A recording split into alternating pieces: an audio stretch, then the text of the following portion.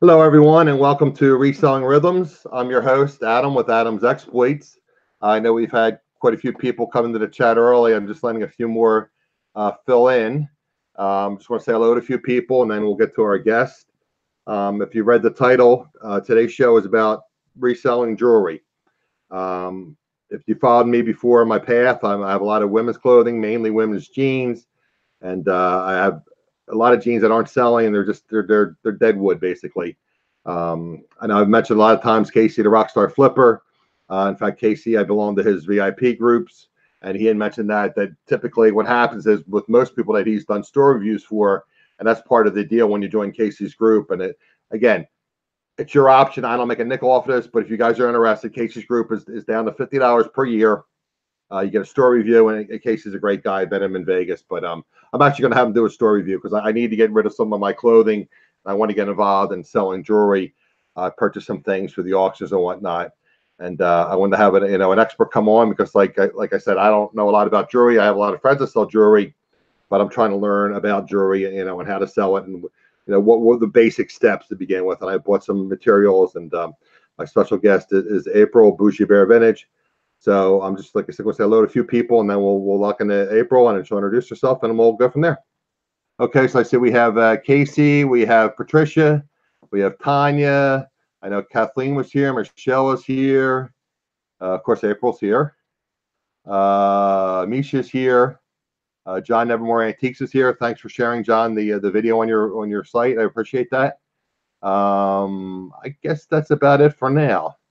So, like I said, we're about a couple of minutes in. So I guess most of the people filled in, and we'll continue to have people fill in. So let me just go over to Miss April here, and we'll lock in on Miss April. We'll stop presenting me, and we'll lock in on Miss April.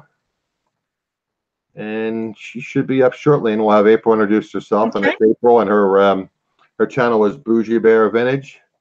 And of course, you are not coming up yet. Let's see. I think I'm there, aren't I? Oh, are you? I think it's just a little bit behind. We probably just got to refresh the. Oh yeah, you're good. Yep. Okay, so you can make start. Okay, let me get mine back over there too. There we go. Hey guys, everybody. If you don't know me, my name is April with Boujee Bear Vintage, and I do sell jewelry, but I also sell vintage clothing. Hold on, they said they can't see it. Hold on. They can't see me? No, let's try it again. Put the little white square around my. Yeah, it's still me. Sure. Let me.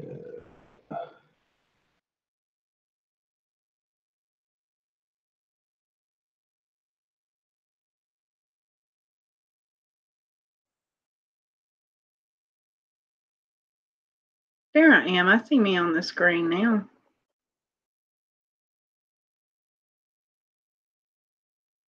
We good?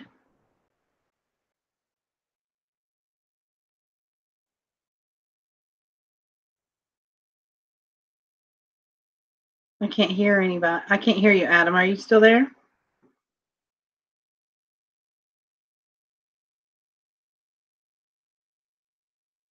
I think you muted, Adam. I can't hear you anymore. All right. There we go. Okay. Okay, I think we're on me, right? Yes. Okay. So, hey, everybody again. And if you don't know me, April at Boujee Bear Vintage. I sell vintage clothing, jewelry, handbags, shoes, any other accessories, sometimes little trinkets and things for, vintage decor and such. And I'm here with Adam today to answer a few questions about jewelry and where I source, how I guess, determine the age of something, how I look things up, that kind of stuff. Yes, April looks very nice today. Thank you for look beautiful today. It took a little time. Thank you. He's finding a compliment. I think you look great. Thank you. Yeah, so like April said, we're just going to discuss. I told April, consider me a friend or a relative, and if I went to you and said, April, I want to get involved in selling jewelry online, how would you suggest I get involved? We're going to talk about where to source, how to source, et cetera, et cetera. So I'm going to stay on April and say hello, Mr. Wade's Venture. Thanks for joining us, Wade. And okay, so let's just start from the beginning. If I said to you, April, I want to sell jewelry, what would you say? Would you say, okay, look for jewelry that you have around the house? How would you say to get started? Well, I started with what I already had, which was some of Tyrone's grandmother's things that I didn't really want to keep for myself and I didn't want to wear because she had passed away and we inherited her estate.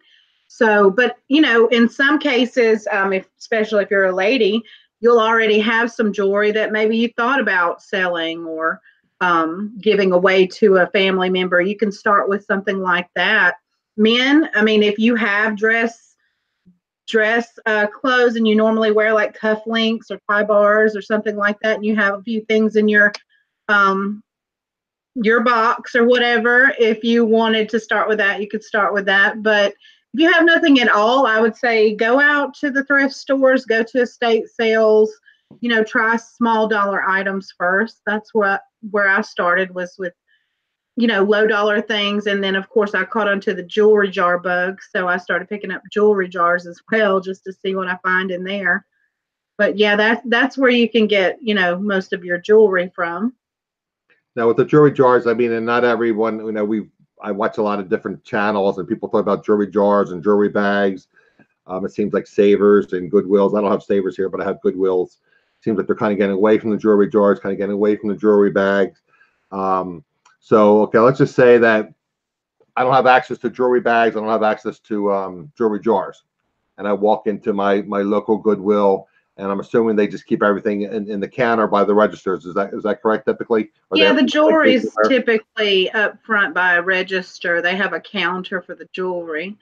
And you can go through the individual pieces if they have pieces there. There's also the Facebook Marketplace. I have met people and picked up things through there. I have met people out and about at thrift stores and other places. And I've said, I have a store online on Etsy and I purchase vintage jewelry. And I've had people, like older women, oh, I have a bunch of jewelry that I would love to sell you. And so I'll get their phone number and I'll go to their house and meet them. And they'll literally have a jewelry box set out for me. One lady had a big table set out for me and Casey, and we went through everything she had. And then she finally said, well, you know what? I'll give it all to you for, I think it was like $50. So we took everything she had for $50 and just brought it back home and finished sorting it and testing it and that kind of thing. But you can. And even Tyrone has suggested maybe I try putting like ads in the paper that I buy people's jewelry, and try to get to it before they throw it into an estate sale or before they, take it off to Goodwill, that maybe I can get the attention of people that way. So I've thought about trying that. Right. I know. I don't know if John runs. I know a lot of people run ads in Craigslist. I think John said he used to run ads in Craigslist. I know Shane runs ads in Craigslist. He'll say specific electronics or games or whatever he's looking for, and he says he keeps them really busy. Yeah. For someone in one of my groups, he actually has people come to him with the things to sell them to him. He lives in an apartment complex, and he says, "Okay, I live in such and such apartment complex. Meet me at building B." And he has people actually come to him, and if they want to sell the stuff, they come to him. And then he just gives them the deal, and he says, "Do you have any other things?" Or I know some of our folks, they watch Steve and Steph, the resale killers, and they kind of do the same thing. They look at all the various marketplaces, the local marketplaces, and they buy stuff, and a lot of times they'll even buy things for parts. I mean, I'm not a parts person. I don't know how to fix things, but they'll buy special vacuum cleaners that are expensive, and they'll part them out and they'll make money that way. Or sometimes the stuff is just parts of great value when it's like, well, I don't need this fancy vacuum cleaner that's a $500 vacuum. Let me get $150 for it, and maybe they can flip it for $300, clean it up, fix it, flip it for $300. So that's the type of thing. Like I said, so maybe there is an option. I mean, putting ads in the local, and there's Facebook groups. You see things everywhere. We buy scrap gold, we buy junk cars, we buy old homes. I mean, put an ad out there. I buy your jewelry. Yeah, and that's the thing too. And I know other people that will go to like an estate sale, and they'll talk to who's ever running the sale, and they'll say, "Look, I resell jewelry, and I know you want to sell things that pretty much close to what you have it listed at. But let me give you one of my cards, and call me on Sunday, and I'll be glad to come out and see what you have, and maybe we work out a deal. Yeah. I mean, I learned that. I tell people all the time I was in outside sales and retail sales for over 30 years. And when I was looking for work, everybody says about networking. So doesn't hurt you to be friendly to people and just strike up a conversation. Like you said, other resellers. A lot of times I hear stories of other resellers going into a Goodwill, and maybe somebody's a clothing seller and you're a jewelry seller. So they'll say, well, I'm a jewelry seller. And they say, well, you know what? I don't really sell jewelry, but up the street at the Goodwill in such and such a town, they got some really neat jewelry. They have jewelry bags, jewelry jars. I mean, put people to work for you. I mean, it'd be nice to them and say, if you see some nice clothing, say, oh, by the way, I don't sell this, but you might be interested in this. Yeah. I asked a lady at one Goodwill if she knew whether or not they didn't have jars. So I said, do you know if any of the other ones around here? Because sometimes I go to towns that I'm not familiar with. I said, do you know if any of the other Goodwills have jars? She said, yeah, the one down there, I've seen jars before. So like I asked those kind of questions too. Yeah, see, if you didn't ask, you would be traveling around. You could go to 10 Goodwills and not find it, and you might have missed the one that had the jars. I tell people, just, sometimes it's super competitive. I've told people story on the channel before where I've gone to Goodwills and people have taken clothes out of my shopping cart. They've taken my cart. They've taken my cart at the outlets. But I've also made friends at some of the outlets and, and some of the stores. And I'm always nice to the clerks. I mean, I hear stories of people bringing like gum or to bring candy or to bring, a soda or something to the clerks. And they actually, they're not supposed to. But I've heard stories where clerks will actually put something aside. I have a friend, one of the reselling groups I belong to. He's a big bookseller. So they'll save books for him and they won't put them out. And he'll actually go, they're not supposed to do this, but he'll go in the back room and he'll scan all the books. And I'll say, okay, you come and scan the books before we put them out in the store. Because he's nice to the people. He's hired some of the managers. I think he's hired two of her daughters to work, summertime in the store. So, it always pays to be nice and try to help people. Oh, so, yeah, definitely. Yeah, let's see, Bianca's here. Hello, Bianca. Hello, Barbara. So, okay. So now let's just say I walk into a jewelry store and they don't have, not jewelry store, I'm thinking jewelry in my mind. I walk into a thrift store and they don't have jewelry jars or they don't have jewelry bags. I walk up to the counter. Now you say you're an experienced seller, so you could just kind of peruse and say, could I see that? Could I see this? Could I see that? What would you recommend for a newer seller? How would you recommend they go about, sourcing if they didn't have bags or jars? They just had display case full of jewelry. Right. So you're going to want to, of course, scan the counter and look in there and see what you can find. But if you're at a complete loss there looking at it and you don't see anything, you don't know anything, how we were talking about, take a magnet with you, take a loop with you. Go ahead and ask them to pull out as many of the displays as they will. And I'll go one by one through each one of them. I'll slide the necklace back, look at the clasp, look for markings on the clasp. You could touch your magnet to it, see if it's magnetic. Look for things with stones in them, see how well they're set. When you're looking at like costume pieces, that it's better if the stone is held in by prongs instead of just glued into the setting. That's a key that it's a nicer piece of jewelry. And I dig a lot of times for sterling specifically and for, vintage. And you can tell a lot by the clasp. So with necklaces, definitely, or bracelets that have closures, definitely slide the little necklace around till you see the closure and learn about the closures and look for marks on the closures and things like that.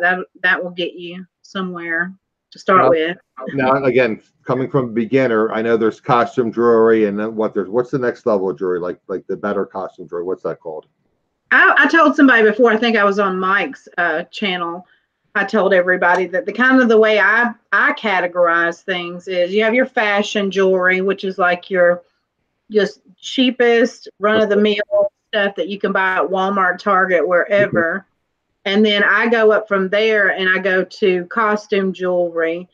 And then from there, I would say, fine jewelry. Okay.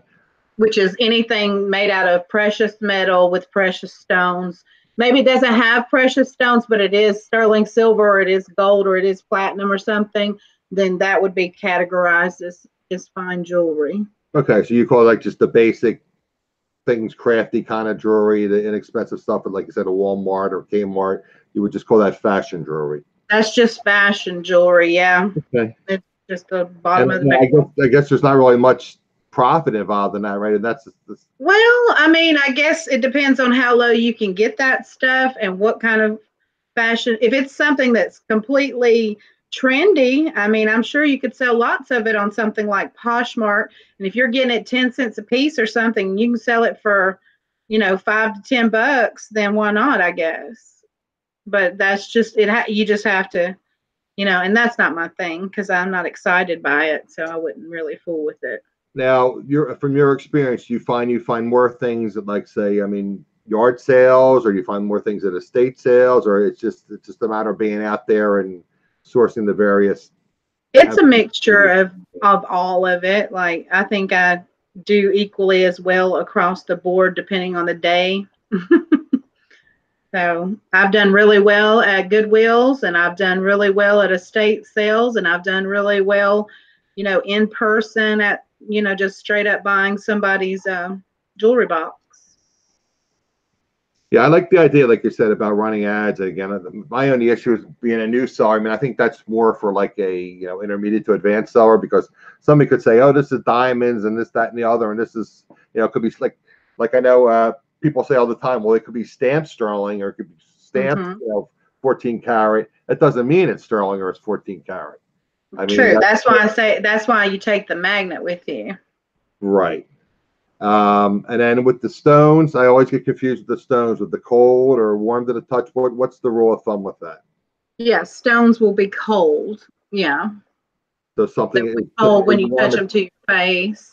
So if something's glass, and I guess it retains heat. If you grab it with your hand, it's going to retain the heat from your hand. They say that the glass will warm up quicker. Right. But yeah, I mean, I think, you know, glass is pretty clear. It's not going to look like a stone necessarily. Wood, and there's more sparkle involved too, usually. Yes, that depends a lot on its facets and its cuts, but I think Tanya mentioned this when you had her on here. When you hold it up to the light and you look for inclusions, right, inside the stone, that's one way to tell whether that's a real natural stone or a piece of glass. Because glass is going to, from what I've read, glass can have the air bubbles trapped in it, so you may see air bubbles, you know. And other than that, it's just going to be clear, completely clear. Well, let's just say it's some kind of resin or some kind of plastic or some kind of, you know, artificial dyed stone. Like you say, you don't see the inclusions. When you say inclusions, you mean like little markings, like little veins and things that are running through the stone. Yeah, you could have little black specks like diamonds. When they go to grade a diamond, they look for inclusions. It's like, you know, diamond is compressed coal. So it'll be little black specks of coal in a more imperfect diamond. You'll actually see those. If it's eye clear, that's what they call it, eye clear. You may not see that with your eye, but if you put it under a magnifying or a loop, you should be able to see some of that. With the simulated stones, though, where it's when they lab create, they're simulated, which is usually glass made from crystal glass or whatever.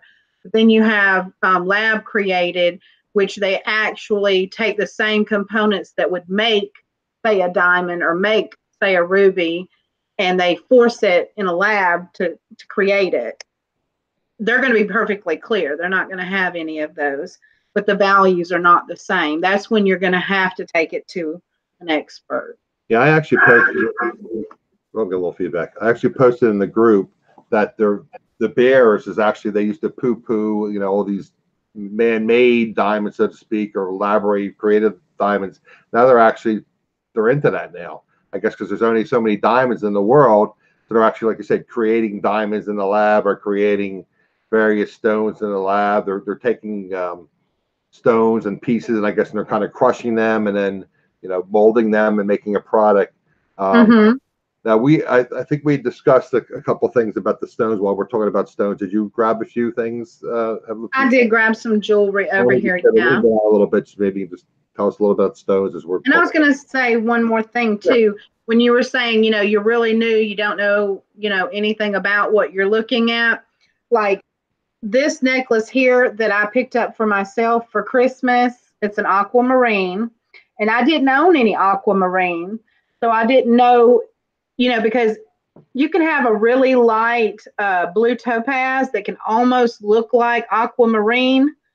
So besides looking at it and kind of being able to tell that it was an actual an actual stone, gemstone, I just told her, I said, let's meet at the jewelry store. So if you're going to buy something from somebody, ask them to meet you somewhere where they can actually verify it right in front of you with the seller that you're purchasing it from. And that's what I did. So he tested it for me, even cleaned it and everything for me. Now, how does that work? You just build a relationship with the various jewelers in your neighborhood and try to. There's certain people, if you take the time to figure it out, I would take the time, if they're going to meet in your town, try to find someone in your town that's willing to at least test gold for you and not charge you, or, somebody that seems to be able to look through a loop at a stone and tell you.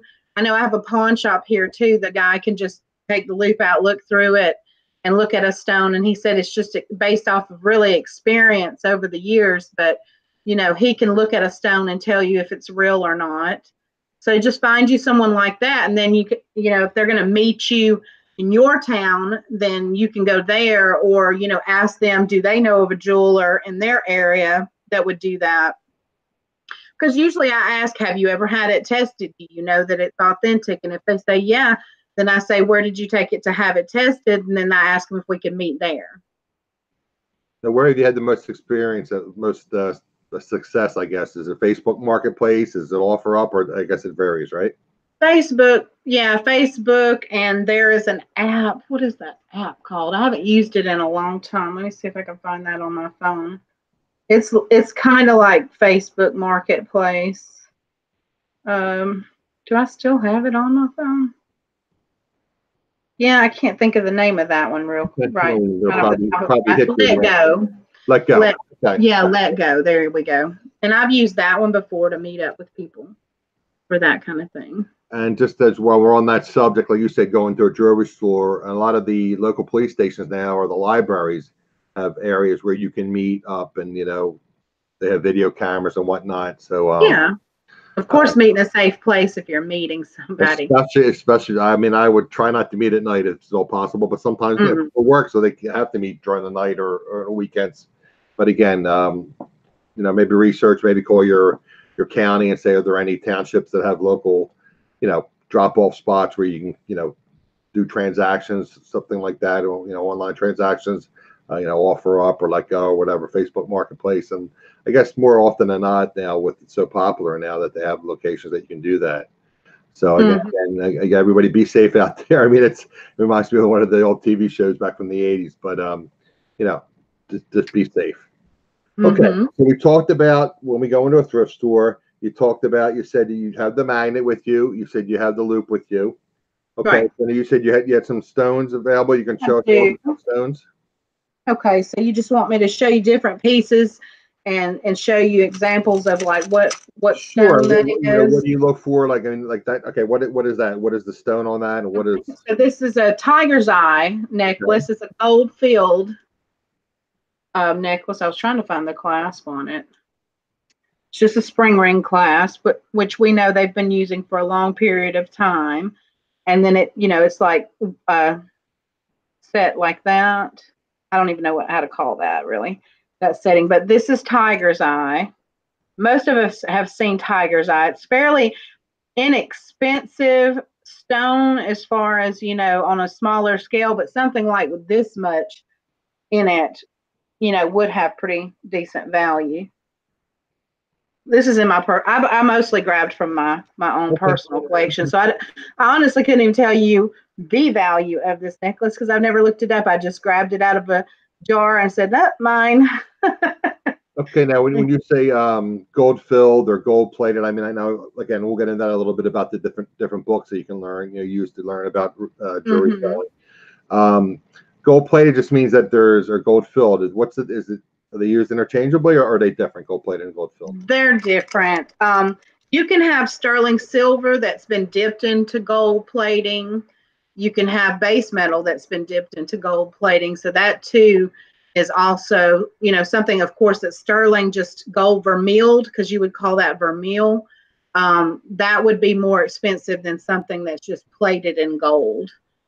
And then you have gold filled, which gold filled is where they actually mix the gold with the base metal, and it's a higher concentration of gold in it than what they would use in plating. You have a heavy gold electroplate too, which is an even thicker layer of plating than just a vermeil. Now, with the gold filled, the advantage of that is there's less wear and tear, less patina. Is that the reason? I don't know. When I find it a lot in vintage jewelry, the pieces seem to be pretty nice. They seem to be really trying to imitate fine jewelry, you know, and usually there's semi-precious stones in it. So I think it was just like when they were using it most often, I think it was more of a cheaper way to produce something that looks really high end or nice without having to use solid gold or whatever. Okay, so that's typically, I guess, what, from the 80s? I guess that's something, or the 80s and 70s typically. Oh no, it's even further back than that. Like a lot of times, it's let's see, Goldfield's been around for a long time. In my estimation, at least since Victorian time. Oh, okay. Yeah. Okay, now while we're on that subject, I'm thinking about gold filled and timing. Now with Etsy, it has to be vintage. Yes. Again, I'm going to plead my ignorance. What is considered vintage? I think now it's 1999 or before. Okay, so 20 years basically. Yeah, 20 years for Etsy. Okay. They consider vintage, but a lot of people, I think, want it to be older than that. I think they only include like the 70s and 80s on back some time periods. Okay. So that was the tiger's eye. What else do you have?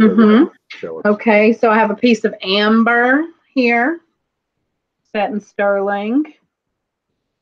And you can see in the amber, there's like little bits and pieces and things. That's one of the main things to look for when you're looking for amber, is different little, like a lot of times it'll be like seeds, you'll see bugs, you'll see little dirt specks, all kinds of things in there. If it only looks like air bubbles, then it's probably an imitation. But of course, there's tests for amber and stuff. Yeah, that's a beautiful piece. Thank you. Yes, this is designer Lori Bond. Hiram found this at the thrift store for me. I think you mentioned that before in some of your findings. Yep, he found this and the earrings. Okay. Okay, and we'll go through the other couple stones that I want you to mention. You mentioned this particular designer. I know there's Monet and there's some of the other ones. You can mention those as we go through and just. Okay, yeah, that one happened to be a designer. With thrift stores and that various stores and estate sales, the type of jewelry we should look for. The Monet and the whatever other companies that you would recommend that we look for. Yeah, Monet would be a good one. Trifari. Trifari was one of the ones I was trying to remember, right? Yeah. What's the other one you said? Prestige or something to that effect? Was it? No, there's a Premier Designs, but they're not. They don't tend to be. There are some pieces that would qualify for Etsy as vintage, but I think they're still. I think they're still around. So. What's the story with Premier? What is that considered? That was one of those home-based, sell at home party type jewelry, like Sarah Coventry was. Avon. That Avon as well. And I always thought Avon. Celebrity. I found out Celebrity also was done the same way. It was a sell at home type. Celebrity. Okay. Now Avon, again, I always think of Avon, Skin So Soft and different, beauty products. I guess I'm assuming they've been in jewelry for quite some time now, right? Yeah. I mean, I remember Avon ever since I was young. Me and my mom purchased a lot of stuff from Avon. Some of my first pieces of jewelry came from Avon. And my ex-husband, his mother sold Avon, so I used to get a lot of things from her. Now, when they say Avon, or do they have like various labels? I mean, just because it's Avon, made by Avon, do they have like various qualities and different makers marks on Avon, or what's this Yeah, actually Avon? generally most things that have been around a long time, like Monet, Napier, Avon, their marks change over the years, and that is, there are sources online. I can't throw that name of the website at you right now. I can send you some links though if you want. Sure. But there are some sites online that actually have the markings, and they will tell you this is the way the mark looked in the 60s. This is the way their markings looked in the 70s or the 50s. You know, they have those that information out there for you. And yeah, Avon's has changed a little over the years. Monet's definitely has. Trifari's has as well. I know the 80s is very distinctive with the Trifari because it's this, you know, very swoopy cursive kind of mark instead of like, you know, stamped out capital letters and such. Now, what about Crown Trifari? How is that different than regular Trifari? The crown will be on top of the T, over the top of the T on the crown Trifari. And some of the pieces have those little keys. They kind of look like, to me, it doesn't look like a crown over a key. It looks more like a monster or something, but it's a little key that dangles sometimes off the necklaces or bracelets that is supposed to be a T with a crown over the top of it. And you'll notice that little dangle if you find a piece. Now, is that relating to the year that it was made, or is that just a premium? Yeah, that's another thing that would determine the age of it, what year it was made, because that would be when they prominently used that little dangle. And the crown Trifari too is older than you know, some of the newer pieces that don't have the crown above it. Okay, so it's not like there's Trifari and then the next level up is Crown Trifari. It's just particular periods had Crown Trifari and then they went back and forth. No, but the way that works is most of the time when companies start out with anything, any product, their quality is better because they're trying to, you know, be accepted in the market. And so quality goes down usually with anything over time, trying to make it cheaper and their profit margin bigger. You know how that goes. So that works with jewelry too.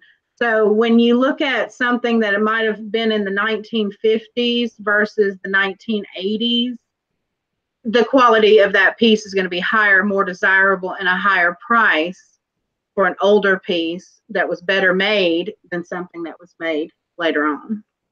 Yeah, I agree with that. I mean, I just think of myself with electronics and with you know, consumer products, and I mean, I have a washer and dryer that it's got to be 35, 40 years old. It's been repaired a couple times and it's still running. You buy a washer and dryer, you're lucky to get, I mean, I'm guessing, but stories I hear, you're lucky to get 5 years out of these dryers, these washers now. Yeah, I'm on my 5th year. I'll let you know soon with our those new washer and dryers. It's just crazy. I mean, I literally have. I don't have a family. It's just me. But I do laundry and I do wash. And you know, I remember when I first started doing laundry, I got home one night. I was like tired. And I just grabbed the dial and I just kind of turned it real hard. And I broke the dial off, and it's like, oh, geez. You just use the pliers to turn it now. Well, then I pulled the guy out. He goes, well, you know, they have plastic cogs in there. You got to be careful. You know, he was that it's got to be 20 years ago, and that washing machine still works. Yeah, those old ones held up properly, well. But hey, it's all right. I don't have to replace it, you know. So yeah, the quality definitely. I mean, I see that. You know, we'll talk about a little bit about what we're going to talk. Well, you can show us a couple more of the stones, but we'll also talk about supplies and the tools and whatnot. I'll show you some of the quality of something that I purchased and I'm not real crazy about. I wanted to ask your opinion and the viewers' opinions, but let's move on to some more stones. All right, this is a labradorite. Okay, what is the story behind labradorite? That's a beautiful piece too.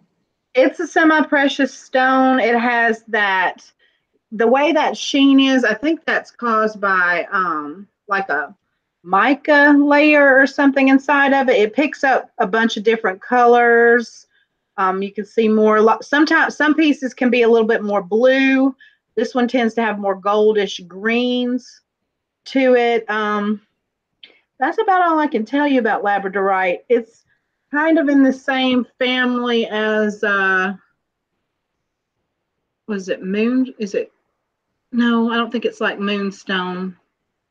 I'm gonna have to pass on. So I'll research. I mean, I rewatch his videos over and over again, trying to get better, and I pick up little nuggets. But yeah, when I'm watching as let's just as a moderator or just as a viewer, I'll go in and somebody mentioned labradorite, and I'll go with a Google. It's like type in labradorite, and then I'll look it up and I'll look at the definition. If it's useful, I'll usually post it in the group if I'm a moderator, and that's how you learn. I mean, you look things up. I tell people all the time, Google is your friend. I mean, Google might be looking what you're doing, but I mean, that's another topic.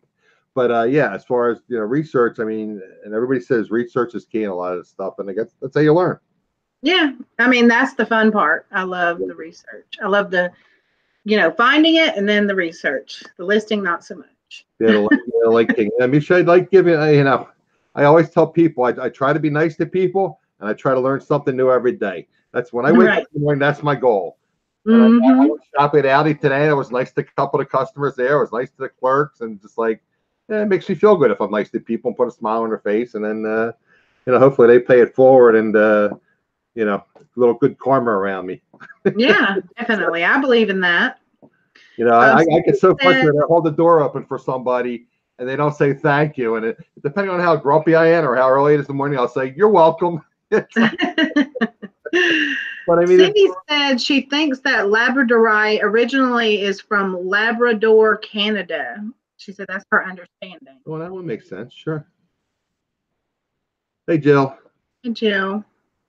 Yeah, okay, so I have a couple of examples of turquoise. Sure, I love turquoise jewelry. And so that's kind of what's the mineral like the brownish color in the turquoise? What's that? The copper, I believe, is what copper. Okay. Brown color. And I'm not, I'm not a pro at telling you what mine this comes from. I'm thinking this is either that Royston or Kingsman, but I'm not positive. So what is that? But then you have a piece like this that's completely different, Yeah, they are turquoise. The one on my right, your left, looks like something that Sandy would make. This one? No, the other one. Your this left. One. Yeah. Yeah, it's got that very southwestern. This is I believe, a native piece. Sterling. Yeah. Yeah, this is a native piece. Okay, now what do? They just have some kind of stamp on there, or have somebody? Yeah, there's some markings in there. That one's sterling, but then it has these little things across the top of it that's partially worn out. So I don't know who that was that made it, but it has the markings on it. Now that's pretty obviously, but some of the other stones where they dye them. What's the thing where they dye it to make it look like that? What's the stone? Well, turquoise is very chalky. And it can, and just I guess the way to think of it is like after you wash your shirt so many times, how it can start to fade. Turquoise fades like that too. So sometimes they'll treat it and dye it like whatever color it is. They'll just deepen that color to make it more vibrant. And then I also found out that, and it's something I'm going to start doing with my jewelry, but that they'll take wax and melt it over the stone, rub it over the stone, and that'll seal it off a little bit to help keep the color from fading. Okay. Is there special wax that you use, or just generic wax? They just said wax. The guy I saw in the video, and he sells apparently a lot of turquoise and stuff. He was wearing a lot of turquoise. I have some of that. What is that called? It's the wax that comes in the box. I had bought it a long time ago for some kind of craft project, but I was going to try it out. It's just kind of a clear wax. I'm sure you wouldn't want to use anything colored, just maybe a clear wax. I mean, you wouldn't use like a beeswax or something. Yeah, a beeswax, would be fine because that's natural. Right.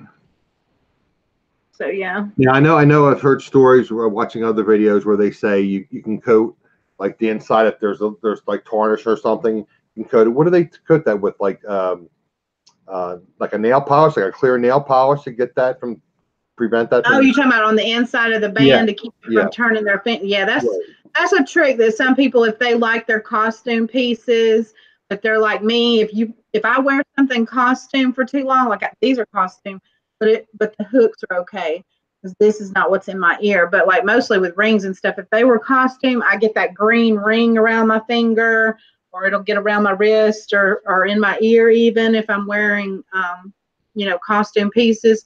They'll coat it with the clear polish just to keep it from reacting with their skin.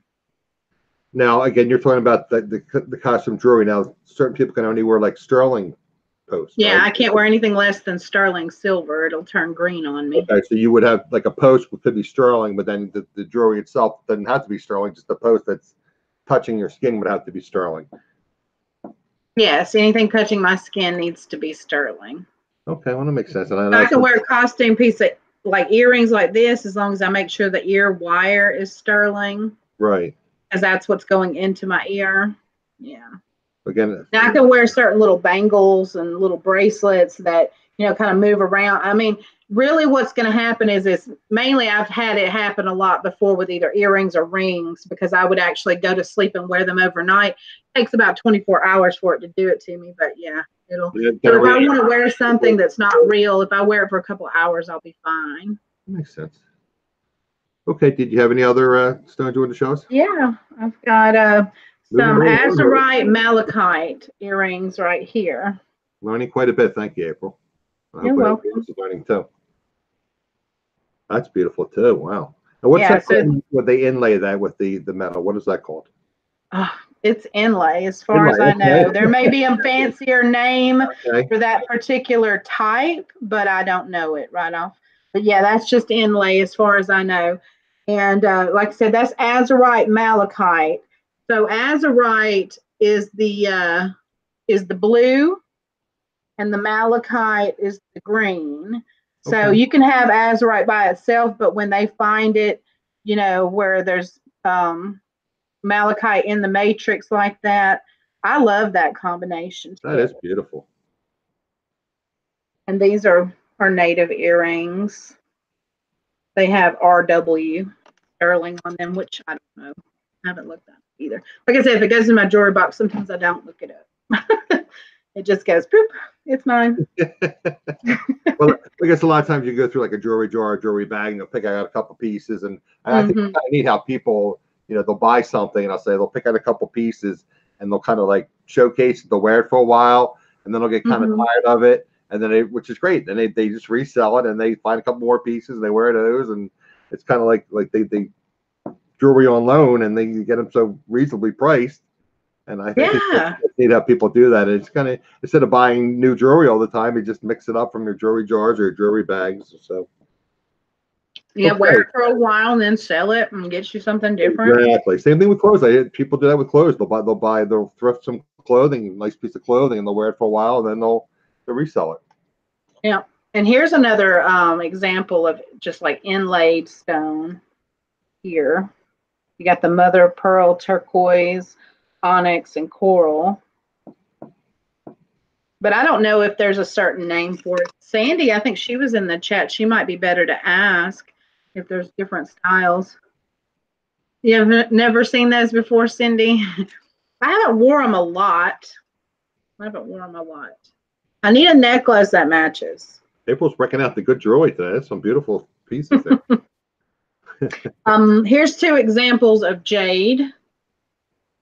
So you've got a darker jade here and a lighter color, because jade can be in different colors. And then you also have lavender jade and blue jade. There's like orangish colors of jade. Jade comes in many colors. Now, what is that, because of the chemical compound at the different colors in it, like the white as opposed to like a green as opposed to? It may be the origin of where it come from. And certain mines, it might be lighter. Don't know that one, but that's a good question for me to look up the answer to later. Yeah, I mean, I should be taking notes. All this stuff I can research while I'm thinking about it. I mean, that's the way it works with the turquoise. Depends on which mine that it comes from. And then, of course, each individual piece can vary in color and like patterns like this, you know. There may be some pieces that came from the same huge stone that may be more blue than they are that brown. It just depends on where they took it from the host stone. You know, folks, I occasionally make a joke or a little corny kind of joke or saying thing, but April's dropping a lot of gems and nuggets, pun intended. So go back and rewatch the video, and I know I am. I'm going to take notes. I'm going to say, okay, this is the labradorite, or this is whatever, the jade. I'm going to take notes. I'm going to do my research. I mean, because that's, like you said, that's how you learn, right? You do your research. I see a bunch of carrots asked, how do you know if it's jade? What do you look for? Well, I bought this one here from a pawn shop, and they told me it was jade. It does have some little diamonds on it. So I asked that one. This one I actually, I can't remember where I got this one from, but I got them to test these. These are just CZs, but he did look at that one, and he told me it was jade. Now, I know Casey, you know, he's into a lot of the Oriental jewelry, and they use a lot of jade. And he's told me before, which I think I had looked up with him, you can scratch. Well, okay, you take like something sharp, like a needle or a pin, and on the back side or somewhere inconspicuous, try to scratch it. If it doesn't scratch, then it's supposed to be jade. The colors, the dark spots in it, that kind of thing is a little bit of a clue, but ultimately, like I said, a gem tester or a jewelry, you know, professional, true professional is going to be able to help you more. But I know there is a scratch test with jade that you can try. Now, I know when I came up during one of your shows, I don't know if it was the auction or I was asking, how do you test something? And Casey said something about, had a little tube of paste. What is that? Chromolite or something? What's it called? What was it? Oh, semi-chrome for the Bakelite. Yes, for Bakelite. Yes. How does that work? What is that? How do you? Oh, okay. I didn't know. I should have brought some of that down here. That's okay. I just. You know, you can get it on Amazon. It's called semi-chrome. It's actually a silver polish that you use for polishing. You know, traditionally polishing your silverware or your teapots and all that thing that are sterling silver, whatever you have. And actually, you just put a little dab on a Q-tip and just rub it on the we'll call it the plastic. And if it comes off in like a little yellow kind of tone onto the Q-tip, then that's how it's the test for positive for Bakelite. If it doesn't, then it wouldn't be Bakelite. And there's another one that I just learned about recently. I forget the name of it, but there is another plastic out there that's made with formaldehyde and stuff similar to Bakelite, and you can test it the same way, and it still is desirable, I guess, as Bakelite, and even rarer to find because they made it for a shorter period of time. How about something like peroxide? Was that something you could touch with the peroxide and you'd be able to smell it or return, or you don't know? I've never tried that. But you can put it under the hot water and do that. Hot water, that's what it is, right? Yeah, that hot water test, or rub it vigorously against like a pair of jeans or something, you know, or wool or something to just heat it up. Right? When you heat it up, it should smell like that. Like a rotten egg, kind of formaldehyde kind of smell to it? Yeah. Mm-hmm.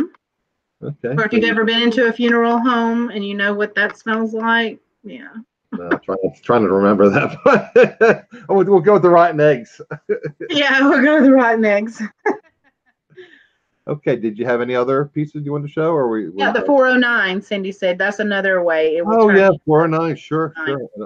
What do you do, Cindy? You just spray that a little bit on the Q-tip, and then you just kind of rub it on the back of it. The original formula, right? Not the generic dollar store brand. I guess as long as the ingredients are the same, yeah, they work the same. Okay. Did you have any other pieces? That was, I got one more piece. Okay. This one would be an example of blue topaz, and then you also have the marcasite. So those are marcasite, which were very popular back Victorian and maybe even a little bit before. They called them poor man's diamonds. They would Okay. accent jewelry like that with these because it was a lot more inexpensive to use, and they do sparkle. Like when you find an older piece like this that has marcasite in it, it should really, you know, sparkle like diamonds, like really sparkle like that, because the newer pieces that I find with the marcasite, it doesn't pick up the light the same way. I'm dating myself here, Barbara, but that reminds me of the REO Speedwagon symbol. I remember there was an album that had that symbol on the cover. Oh, this right here, like Yeah. that kind of a Yeah, winged exactly. thing. Yeah. Yeah, this is very Art Deco and kind I of think in that's a style. beautiful piece too. Yeah. That's my favorite time period. Okay, well, that was the stones. I know we discussed. I know we're pushing 50 minutes here, so we discussed about some of the books and some of the tools they use. So I guess we'll discuss that a little bit. We'll get towards the end and we'll wrap it up. So you could just show some of your books that you recommend or some of the tools you recommend that we use. Okay, I'll start with the tools and then I'll save the books for last. Basically, this is a mandrel. A bunch This of is going to tell you. That's going to tell you what size your rings are. And that's something you can buy on Amazon, I'm assuming, right? Yeah, you can get this. You can get them at craft supply stores too. They have them, but I recommend making sure you get a metal one, because another reason why you can use it is if you find a really cool ring, but it has kind of a bend or a wave in the band, slide it down on here and use a light rubber mallet and tap it, and you can get those little bends and all that kind of stuff out, and then it's perfect. That's a great tip. That's a super little nugget. Again, pun intended, but that's a great tip. Then your basic, have a magnet. You want a super strong magnet. These are retractable mechanics magnets. I had found this one a long time ago.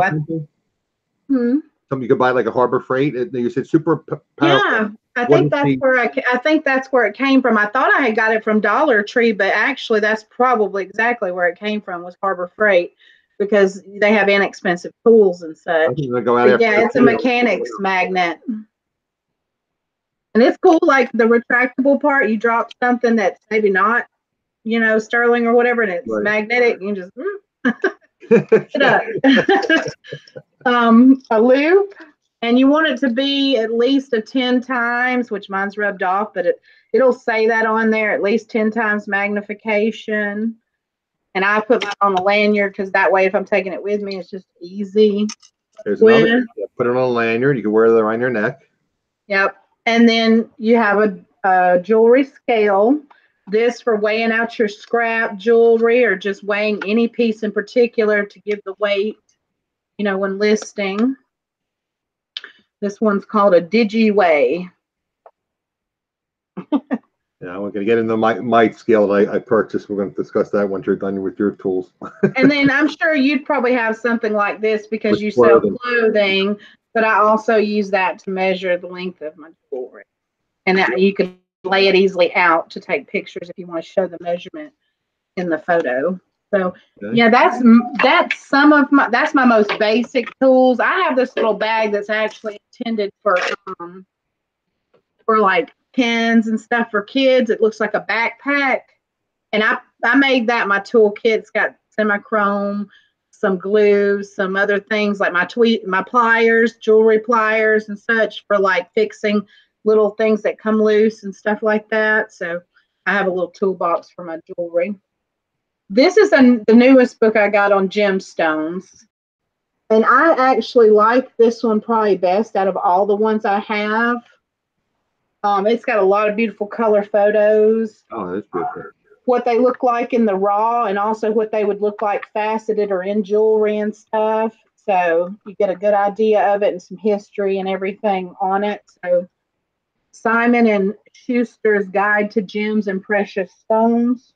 Okay. So I recommend a book on stones for sure. Who is the author on that?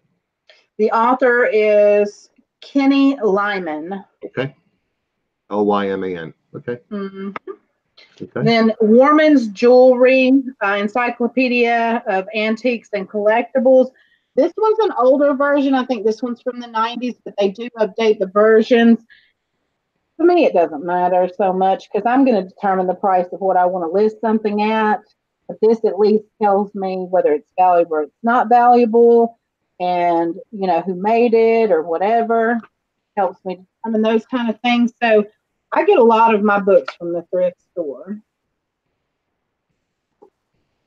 So one on costume jewelry I would recommend. Babs, you can't see April anymore? Can everybody see April? April. I see you on the screen. Oh, okay. That's weird. Okay, let's try that. That's right. I see myself too. That's weird. Okay. Let me go back to me. I'll stop presenting you and I'll come back to you. That's weird.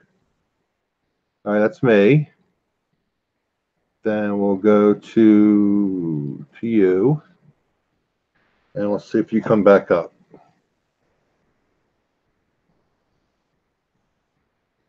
There you are. Okay. There was a little glitch. I don't know why, but there was. Okay. Thanks, Patsy. So for anybody that didn't see it, this was the gemstone book that I was talking about. And that was Lyman, Lyman was the author. Yeah, Kenny Lyman. It was some Simon and Schuster's Guide to Gems and Precious Stones. And this one's Warman's Jewelry. And they have newer versions of this. But this helps a lot. I think that's a favorite of more than just me. I've heard other people mention it. An Antique with Prices Jewelry. This is one. I have a lot of books on antiques, but they usually do have a section on jewelry. And you can see this will show you different styles and what they're called and all kinds of things in there. So I like that one.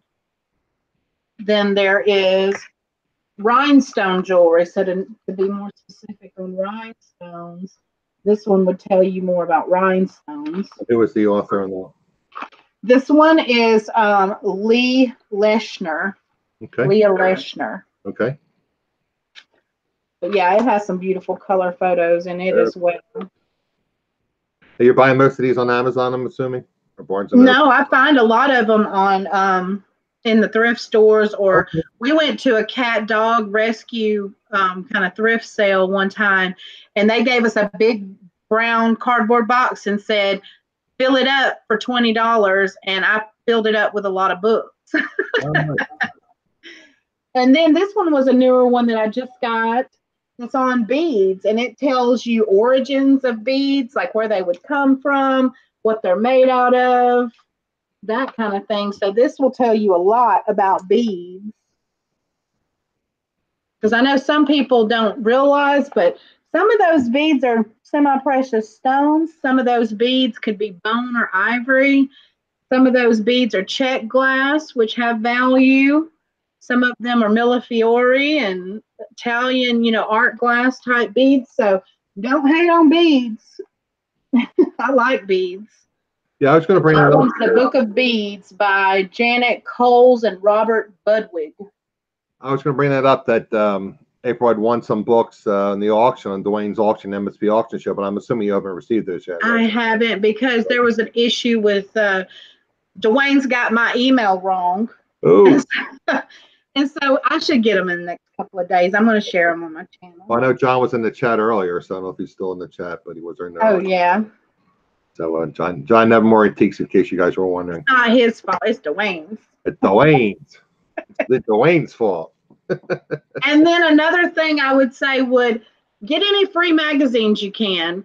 Tanya mentioned sign up to James Avery and get your James Avery one, so that way you'll know, about. I didn't know anything about James Avery until I heard it from, like Tanya and Thelma and people that live in Texas. But now they've branched out to where in my location, they sell James Avery at Dillard's. Certain Dillard's now are selling James Avery. So I do have a way to purchase James Avery, and I got the catalog sent in the mail. And then also I use like fashion magazines. If you can get free subscriptions to fashion magazines, they talk about jewelry and such, or jewelry in particular magazines. A lot of magazines you can get a free year's subscription to. And so you can use those to help stay in the know with the trends and things. And if you're selling jewelry, I mean, I've subscribed to them on a mail blast for, I think it's called discountmagazines.com or something. and sometimes they'll give you like 3 years of magazines for like $12. I mean, for invest in your business for $4 a year, you know, like I said, Glamour, I don't know if Glamour, but you know, Bazaar, Glamour, some of these other magazines. Yeah. Mm-hmm. Okay, so that was the end of your books. That is the ones that I brought to show. That's fine. Let me show you a few things that I have, and one of If the they'd things. like to see some more, they can go to my channel too and check it out, because I did do a video, one of my jewelry jars in a chat, and me, Casey, and Cindy all shared different books that we use.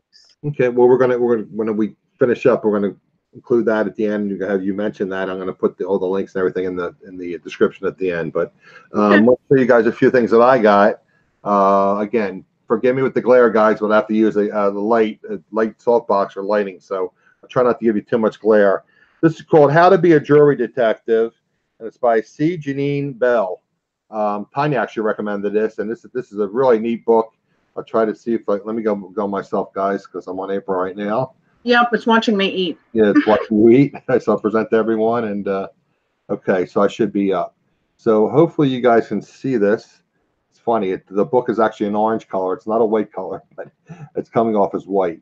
How to Be a Jewelry Detective, and again, this is by C. Janine Bell, and is it still showing you, April? I guess there's a little bit of lag, but here's on me. Okay. So really neat stuff, guys. They have well, you can't really see, but they have the different makers marks, and they have the different designers. Again, Tanya recommended this book. I will put the link in my description below. It was like, and April and I discussed this. I think it's like $10 with shipping. So again, this is I'm getting that one soon. But this is a used book, and this is in a very good condition for $10. So that's one. Then Tanya had actually April recommended this. Sandy had recommended it, and then April recommended it. So I picked that up, and this is the supplier that Sandy uses, called Grande. They've been in business since 1944, and the website is www.riogrande.com. This is just the little piece of paper they put in. But these books are huge. There's one for gems and findings, display and packaging, and tools and equipment. But they're literally, I mean, these got to be 6 pounds for this one. I'm guessing 6 to 7 pounds for this one. And again, these are free. They'll ship these out to you for free. And again, I'll put the link in. Again, this was recommended by Sandy, who April recommended it, and then I purchased it. But some really neat stuff, guys, in here. I mean, you could look through this for hours, and it tells you like the different bezels and the different designs and different styles of rings. It's really great stuff. Okay, so that was the 2 books I wanted to recommend to you guys, and just wanted to show you something here. April and I had discussed this earlier, and I'm kind of disappointed. I'm going to contact the seller again. I mean, at least I sell on eBay, and I'm assuming most of you probably still sell on eBay. But when I was looking to get some tools and some things to use for jewelry sales, I did some research, and eBay was running a coupon like 15% off. So I figured, well, let me keep it in house. So it shows activity on my account, on my eBay account. It's helping another eBay seller.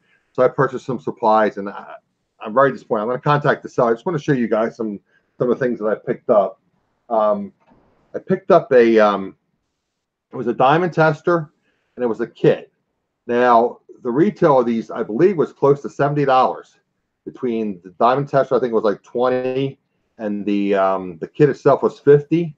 And then I had a coupon for like 15% off. So I ended up spending like 60 instead of 50. But he shipped it in just a cardboard priority, Oh my goodness. no padding, no nothing on it. Stuff the diamond tester in there, stuff everything in there. And it came all beat up. It's like, and I'm thinking, is there another package? Is my diamond tester separate, or what's going on with this guy? Again, I mean, this I'm just showing you this is not the actual one, because it had, shipping information I don't want to show you guys. But I have this because I'm a reseller. I have this actually type of envelope came in. I'll show you guys real quick what he sent me. And again, this is a big time seller, and he had a bunch of reviews. But I'll show you real quick, because I know we're getting kind of late here. This is actually the scale. I picked it up. It's like, this is the scale. This thing is like 2 inches by 3 inches. I mean, this is literally, I mean, I have a big hand. My hand is probably 7, 8 inches in length. But I mean, look at that. That's the scale. Does the cover come off so you can set it on top of it, or how does it work with that one? No, it just sits on there. Oh no. And then I opened up the back, and I mean, I would return that, honestly. I mean, that's ridiculous. I mean, I could put like a little earring on here. Yeah. I could put a big chain on here, and it would just be all bubbling off of it. But and then he said the value was like it's like $20 for this. It's like, really? It's probably $1.50, $2 from China on this thing. But that was a scale. Let me turn it off. Okay. That was a scale that came allegedly $20. I'll put this back in the box. Yeah, I think I might send everything back to this guy and just. I would, and then go to Amazon and order it. I mean, even if he offers me for half the price, I mean, that's ridiculous. Here, I mean, the diamond selector. Okay, so I said, okay, well, it's a decent size. And then I looked at it. It's like, if I take this out into the field, this thing is a piece of garbage. I mean, it comes in a nice little case, but I looked at it. It's like so flimsy. That's exactly the one I had, and it will fall apart on you because it did. Yeah, it's just like it's flimsy. I mean, you can hear it. It's garbage. And again, this was $20. Mm-hmm. Yeah. It's not going to hold up. I mean, I don't want to rip the guy, but I mean, I read the reviews, and like I said, I try to support other eBay sellers, but yeah, you don't have to give them a bad review. You just tell them, look, I want my money back. So this is not as. I'm going to say, look, I'm an eBay seller just like you, but I don't want to criticize your business, but I would be embarrassed to sell this type of materials. I mean, I know it's your business model, but I got a counterfeit pen, which I bought 6 of these for like $8. So he said it's worth like $5. It's really worth about $1.50. That was part of the kit. Then I had the loop, which I guess loop's probably worth $5. I'm assuming. It came in a nice little case. I think it's 30 times power. But yeah, that wasn't terrible. But it's like I spent $40 for this kit. Yeah. Yeah, this is 30 times 21. Mm-hmm. A little bit stronger than what I have, but that's still okay. I said this is acceptable. Okay, but that was the only thing that I thought was acceptable in the whole kit. And then I'll show you guys a couple other pieces real fast. And now we're pushing an hour. I just wanted to show you guys, and really disappointed. And now it happens, unfortunately, with eBay, the wild, wild west sometimes. All right, so we showed you that. I showed you that, and then it came. This is the little thing you're supposed to put your shavings, your silver shavings on. Again, this is like 1 inch by 1.5 inches. I thought it would be like 3 to 4 times this size. No, mine's that small too. You just need to scratch it across it. I mean, it's whatever, I guess, with that. Okay. And that was part of it. Then he gave me a little. This was supposed to be you test the gold, and there's gold, and there's a little tiny piece of silver in here that's about 1/4 the size of my pinky fingernail. That's the silver I'm supposed to use to check with. And then I can actually smell the acid in this. He shipped it in like a Ziploc bag, and I can actually smell the fumes from the acid. And again, this was just laying in the envelope. It's going back. And yeah. Little shaving tool or whatever, and then a couple charts. But I mean, $50 is $50. I mean, I was really disappointed. And you shouldn't have to shave the jewelry. You just need to take and rub it across that little pad. You don't need to shave the.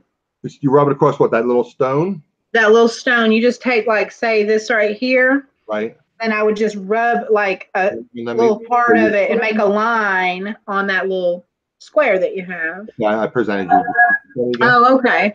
Yeah, you would just run that across that little pad like that and make a little line. You don't need to shave anything off of it. I was going to ask you how you do that without damaging that. Would damage the piece pretty. I'm literally coughing pretty severely. Acid. I mean, it's leaking in these.